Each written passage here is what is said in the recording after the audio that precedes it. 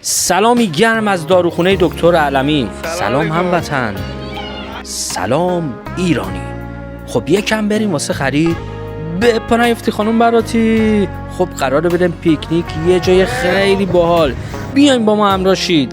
به به داریم کم کم نزدیک میشیم. مجید چه گرد و خاکی به پا کردی. چه جای سرسبز قشنگی. جیغ نکش انقدر پسر، نری تو باقالیا. چقدر بغل میری؟ اینقدر از بغل نرو. خب این مکانی که تو مسیرش هستیم بهش میگن سوسرا. بریم جلوتر ببینیم چه خبره.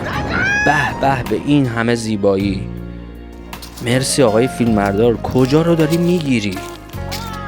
امروز همه پرسنل داروخونه دکتر علمی تصمیم گرفتن یه کمی ریلکس کنن و از هیاهوی داروخونه دور باشن. این با کویک فاز بنز میگیره. آقا مهدی دلبر باز داره دلبری میکنه. بنازم. آها قرش بده. علی آقا هستن آتیشباره. کلن تو کار آتیشه. آتیش بازی داری بده علی آقا. دیجی دینا. چه آتیشی. خب بریم ببینیم اینجا چه خبره. اینم املت سرآشپز رحمان پز. به به رنگو ببین. بوش داره میاد. شما هم حس میکنین؟ ما یه زحمت میکشیم. میخواست خون نگیری؟ به نظرتون تو املت چی ریخته بودن این دوتا اینجوری شدن؟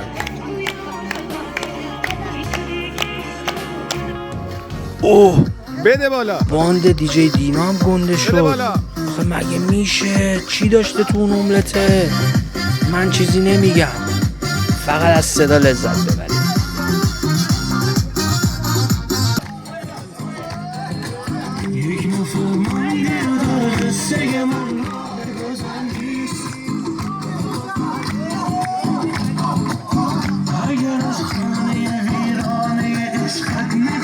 به به جونم آقا مجید چه لیدری میکنه. ماشاءالله.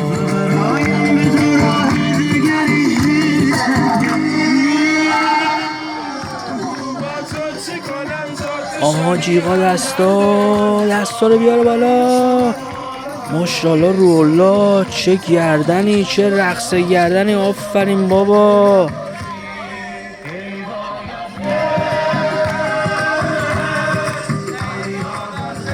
جواد یوسفی رو بنازم. آخش خشی چرا خجالت میکشی میخندی؟ راحت باش بابا، راحت باش.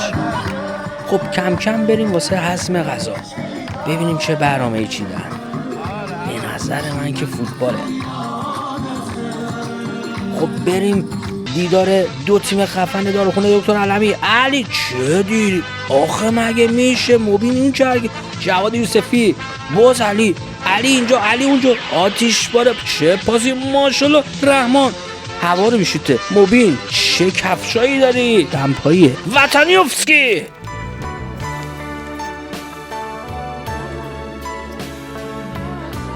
چشمک نزن. تاپ عباسی. خدا منو نندازی. این صدا چی میده؟ صدا برگه بابا. ببین خیلی صدا میداره. دینا. بله ما اینجوری حال میکنیم. کلن این مدلیم. دینا خوابید. بخواب. لا علی این چه رقصیه؟ این املته چی کار کرده با اینا؟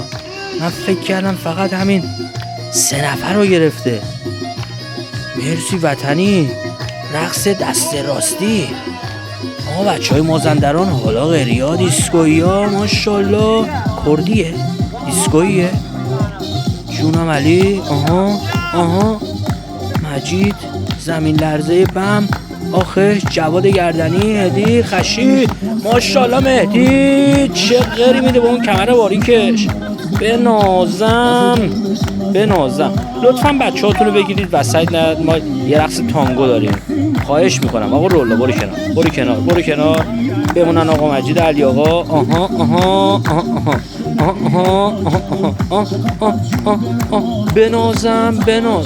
بنازم. اینجا دیگه بگیر بچه. برو کنار بچه. برو کنار نه وسط. خواهش میکنم از مادر پدرها بچه هاشون رو بگیرن وسط نیان. رقص تانگوی عروس دوماده.